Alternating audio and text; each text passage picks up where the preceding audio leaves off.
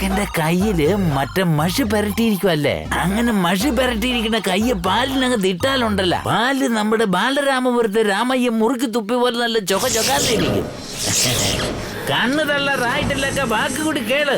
ആ പാലൊന്ന് ചെവല കളറായിട്ട് കിട്ടിയ ബാക്കി കാര്യം നമ്മൾ ഏറ്റാക്കാം. അക്കന്റെ ബാഡിയിൽ ആത്മാവുണ്ടെന്ന് അവിടെയുള്ള ആളുകളെ വിശ്വസിപ്പിക്കുന്ന കാര്യം ഞാൻ ഏറ്റു. സൂപ്പർ. ഇതെന്തരൊക്കെ പെട്ടെന്ന് അക്കന്റെ ശബ്ദം ആണുങ്ങളെ പോലെ. ഞാനല്ലോ ഞാനും അല്ല, പിന്നെ ഇതാര് ശരിക്കും ആത്മാവായിരിക്കുക. അയ്യോ എല്ലാം വിളിച്ച് കേട്ടെന്ന് തോന്നണ ആര്യന്മാർ.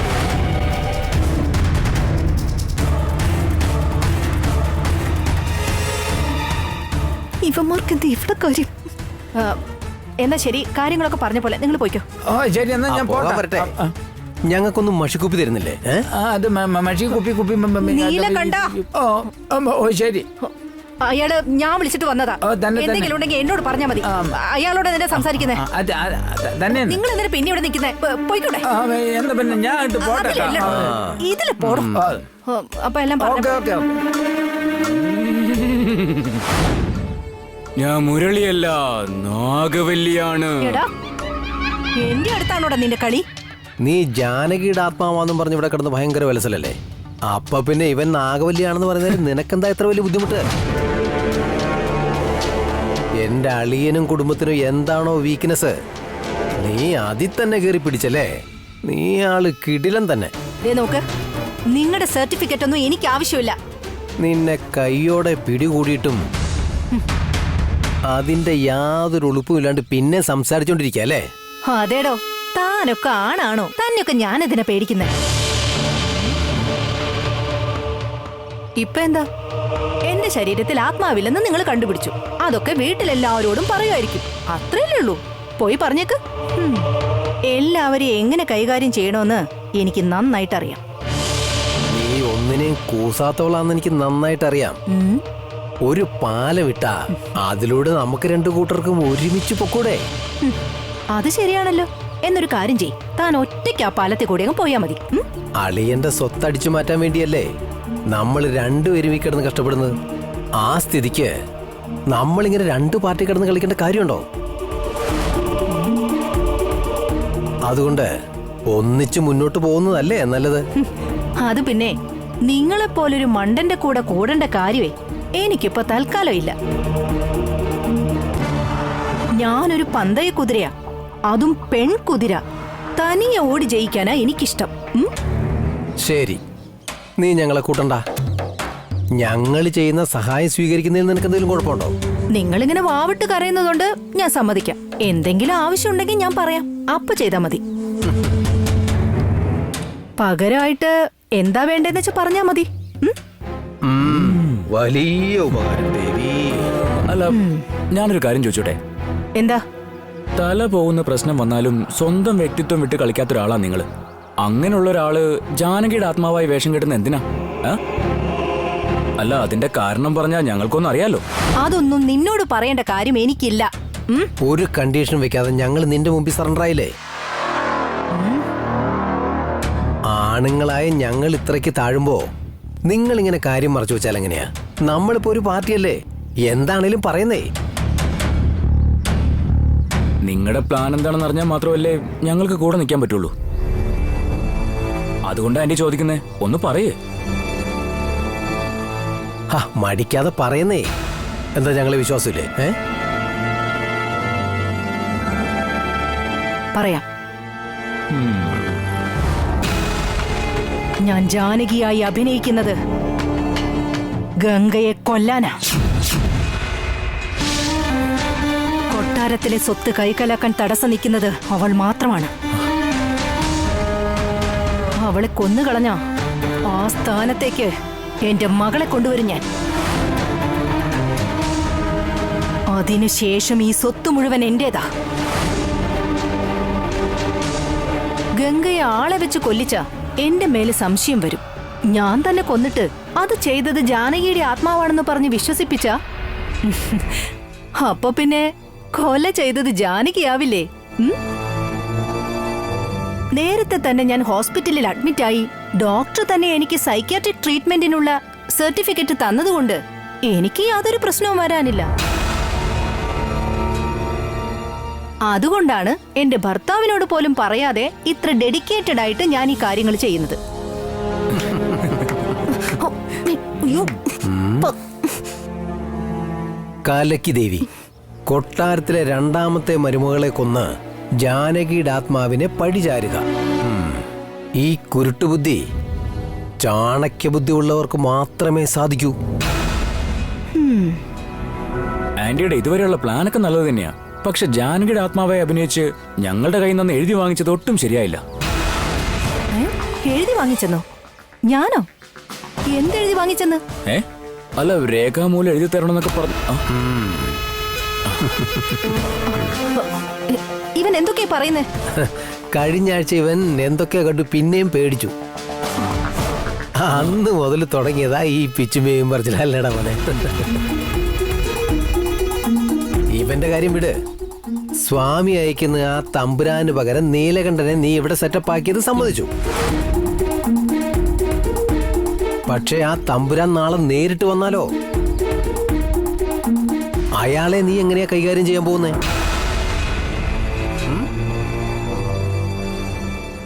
എന്താ ആലോചിക്കുന്നേ? ആന്റി എന്തിനാ ടെൻഷൻ ആവുന്നേ? ആ തമ്പുരാന് വരുന്ന വഴിക്ക് തന്നെ കാശ് കൊടുത്ത് അയാളെ നമുക്ക് തിരിച്ചയച്ചാൽ മതിയല്ലോ. അതൊന്നും വേണ്ട. ആ സ്വാമി അയക്കുന്ന ആൾക്ക് കാശ് കൊടുത്താൽ ശരിയാവില്ല. അത് കൂടുതൽ പ്രശ്നങ്ങളെ ഉണ്ടാക്കൂ. അപ്പൊ പിന്നെ എന്ത് ചെയ്യാനാ നിന്റെ ഉദ്ദേശം? നോക്കാം. ഇത്രയൊക്കെ ചെയ്യാൻ പറ്റിയ എനിക്ക് അയാളെ ഒതുക്കാനാണോ പാട്? അയാള് വരട്ടെ, നമുക്ക് കാണാം.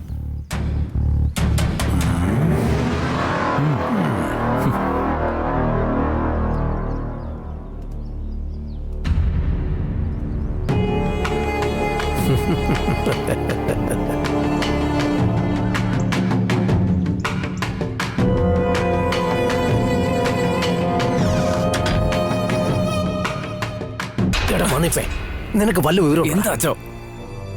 ആ ദേവിയോട് വെറുതെ ആവശ്യമില്ലാതെ ജാനകിക്ക് നമ്മൾ എഴുതി കൊടുത്ത കാര്യങ്ങളൊക്കെ നീ എന്തിനാണ് അവിടെ വെച്ച് എഴുന്നള്ളിക്കാൻ പോയെ? അച്ഛ, അതെന്നാ ആത്മാവിന്റെ നടി വാങ്ങിച്ച് ആകെ കൺഫ്യൂഷൻ. തേങ്ങ കൊല പോടാ. അതൊക്കെ പോട്ടെ.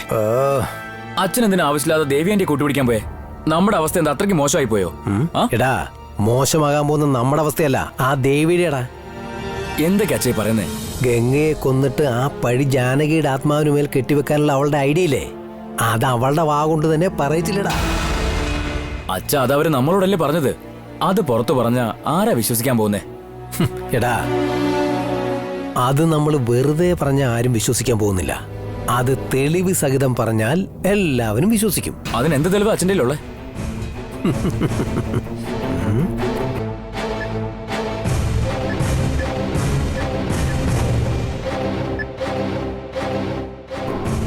ഞാൻ ജാനകിയായി അഭിനയിക്കുന്നത് ഗംഗയെ കൊല്ലാനാ. ഇതിന്റെ കാരണം പറഞ്ഞാൽ ഞങ്ങൾക്കൊന്നും അറിയാലോ.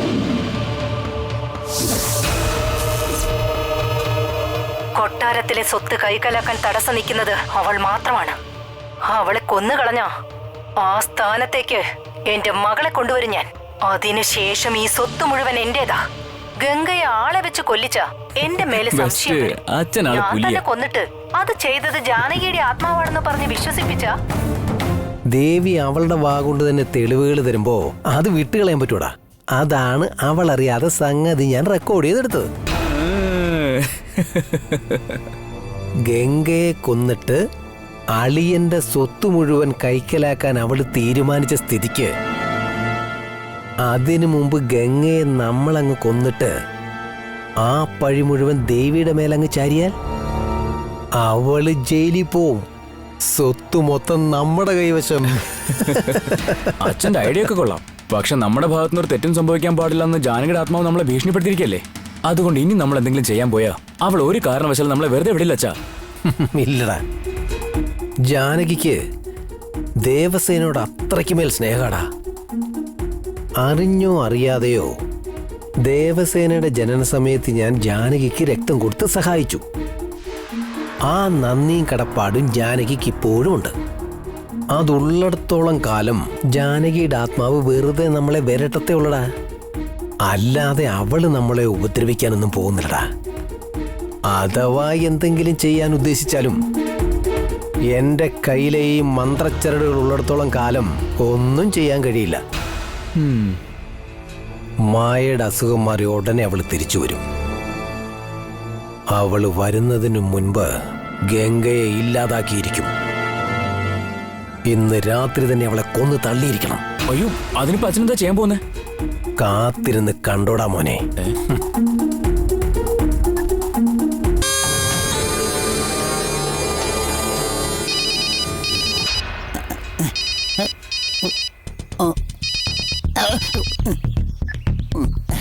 പാമ്പ് ഓടിക്കാനും സമ്മതിക്കൂലേ? ഹലോ ധർമ്മജൻ സാറേ, സുഖമാണോ? സുഖമായിട്ടിരിക്കുകയാണെ പിന്നെ നിനക്ക് എന്തിനാടാ ഞാൻ ഫോൺ ചെയ്യുന്നേ? എന്നെ ഇപ്പൊ വിളിക്കാൻ തോന്നിയില്ലേ? ഇനി അങ്ങോട്ട് നന്നായിരിക്കും. പറയൂ, എന്താ കാര്യം? അത് ആളെ കൊല്ലാൻ പറ്റിയ തരത്തിലുള്ളൊരു വിഷപ്പാമ്പിനെ വേണം. ഇന്ന് രാത്രി തന്നെ അത് കിട്ടിയിരിക്കണം. ഇപ്പൊ ഒരുത്തൻ ഇങ്ങോട്ട് കയറി പോയതേ ഉള്ളു. അവനെ പിടിച്ചോണ്ട് അങ്ങോട്ട് തരാം. പക്ഷേ മീറ്റർ കുറച്ച് കൂടുതലാകും. എന്തേലൊന്നും പറയാത്തെ? എത്രയായാലും കുഴപ്പമില്ലടാ. പക്ഷേ പാമ്പ് കടിച്ചാൽ ആ സെക്കൻഡിൽ തന്നെ ആള് മരിക്കണം. പറഞ്ഞു കഴിഞ്ഞല്ലേ, രാത്രി പാമ്പിനെ കൊണ്ടേ അങ്ങോട്ട് വരൂ. ഓക്കെ, അടുത്ത മീറ്റർ ഓക്കെ. വിഷപ്പാമ്പിനെ കൊണ്ട് നമുക്കെന്ത് കാര്യമുള്ള അച്ഛാ? ആ പാമ്പിനെയാടാ ഗംഗയുടെ റൂമിലേക്ക് വിടാൻ പോകുന്നേ. എന്തിന്? പാമ്പ് കടിച്ചാൽ ആ നിമിഷം തന്നെ അവൾ എത്തേണ്ടടുത്ത് എത്തിയിരിക്കടാ. നാളെ കാലത്ത് ദേവിയുടെ തലയിൽ അത് കെട്ടിവെച്ചാ പിന്നെ അവള് ജയിലിലാടാ. അച്ഛാ, എത്ര വേഗത്തിൽ അച്ഛൻ ഓരോന്നും പ്ലാൻ ചെയ്യുന്നത്. അച്ഛനൊരു സംഭവം തന്നെയാ.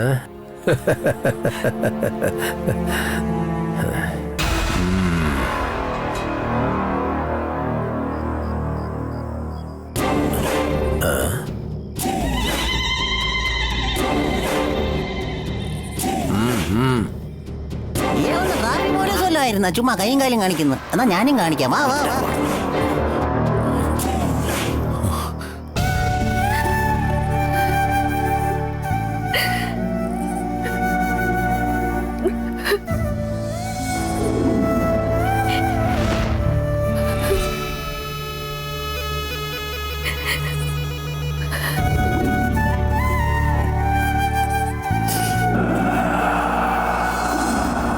എന്തെങ്കിലും കഴിക്കുമോളെ?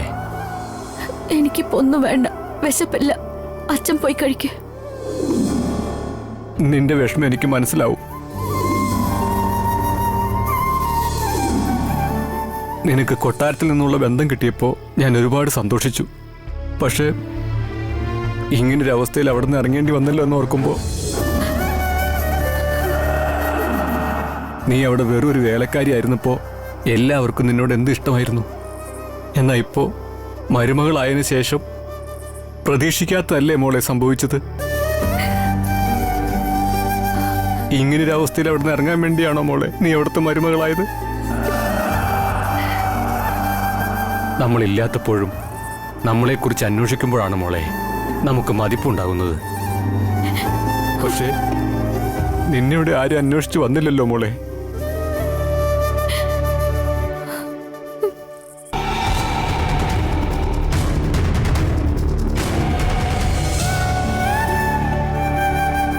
അത്രയ്ക്ക് വലിയ തെറ്റൊന്നും എൻ്റെ മോള് ചെയ്തില്ലല്ലോ.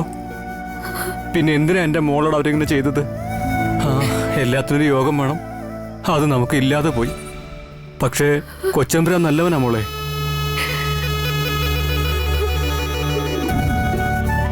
കൊച്ചമ്പ്രാൻ എപ്പോഴും നിന്റെ അടുത്തുണ്ടാവണമെന്നൊന്നും ഞാൻ പറയുന്നില്ല മോളെ. പക്ഷേ നീ ഇത്രയും സങ്കടപ്പെട്ടിരുന്നിട്ടും ഒന്നും തിരിഞ്ഞു വെക്കില്ലെന്ന് ഓർക്കുമ്പോൾ അച്ഛന് വിഷമമുണ്ട് മോളെ. തമ്പുരാൻ ഇവിടെ ഇല്ലാതായിപ്പോയി. അദ്ദേഹം ഇവിടെ ഉണ്ടായിരുന്നെങ്കിൽ ഇങ്ങനെയൊന്നും സംഭവിക്കില്ലായിരുന്നു മോളെ.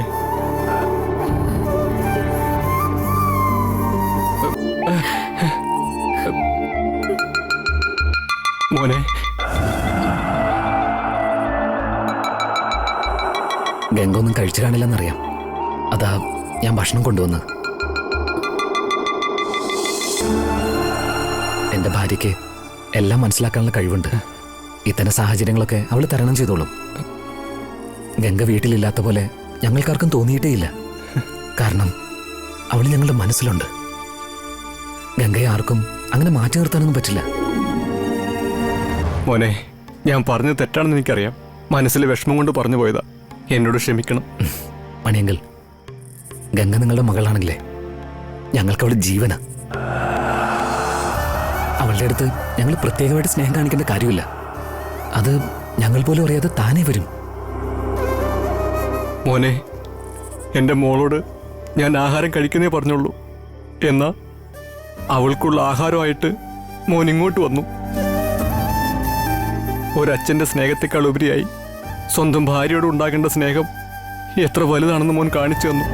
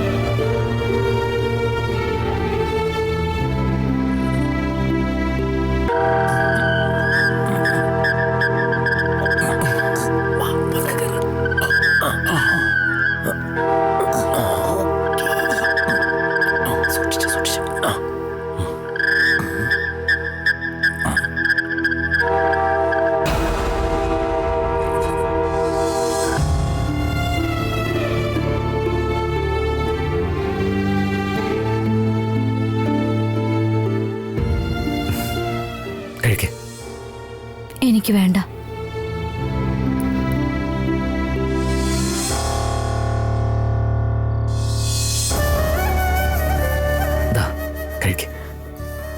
എനിക്ക് വേണ്ട.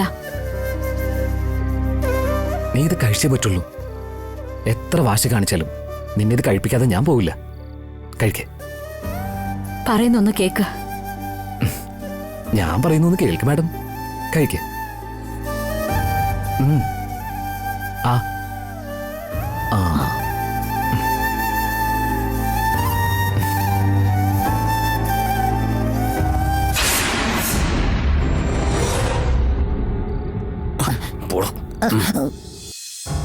നമ്മുടെ വീട്ടിൽ എന്തൊക്കെ പ്രശ്നങ്ങൾ ഉണ്ടായാലും നിന്നെ അതൊന്നും ബാധിക്കാൻ ഞാൻ സമ്മതിക്കില്ല.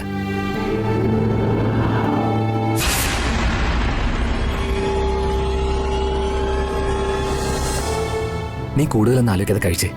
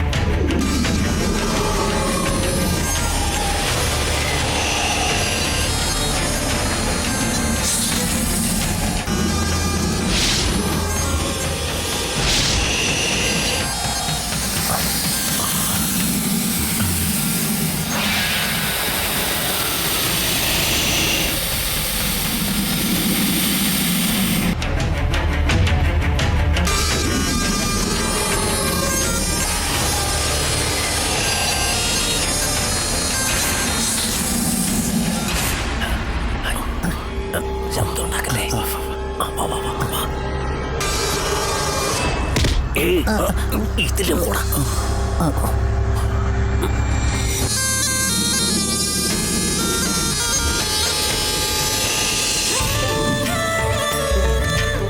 നാളെ തമ്പുരാൻ വന്നു കഴിയുമ്പോൾ എല്ലാ പ്രശ്നങ്ങളും തീരാവുന്നതല്ലേ ഉള്ളൂ.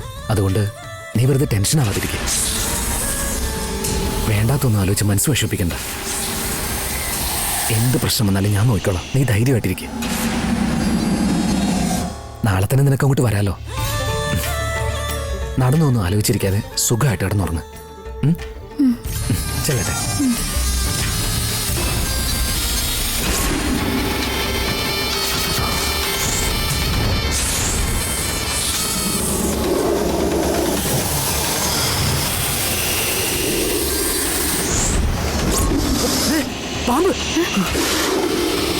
ആ പാമ്പ് എന്നെ തിരിച്ചറിഞ്ഞിരിക്കുന്നു. എത്രയും പെട്ടെന്ന് ഞാൻ ഗംഗയുടെ ശരീരം വിട്ട് പുറത്തിറങ്ങിയേ മതിയാകൂ.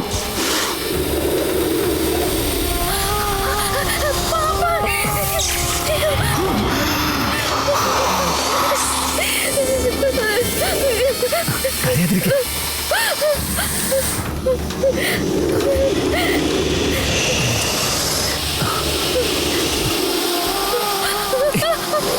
പേടിക്കല്ലേ പേടിക്കല്ലേ.